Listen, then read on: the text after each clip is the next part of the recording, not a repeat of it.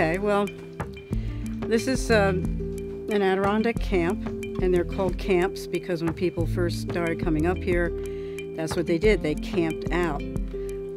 There weren't any buildings built, and people just lived in tents. So this is Cragside Camp. It's been in our family for, we have 6 generations now. I'm the 4th. It was started when my grandfather and his 3 brothers bought property up here when they first allowed people to buy the Adirondacks. It was a wilderness area, and then they opened it up and people could buy property. And they bought some, and they came up here and they camped right down there by the lake. They put up a tent platform, and there was no dock there then. They just pulled up their guide boats and their canoes, and they would camp out up here.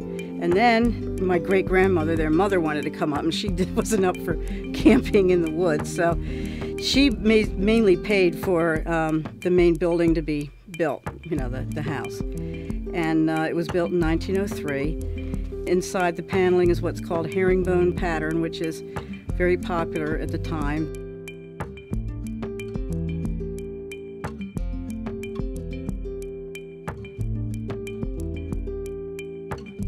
This hill was all bare rock.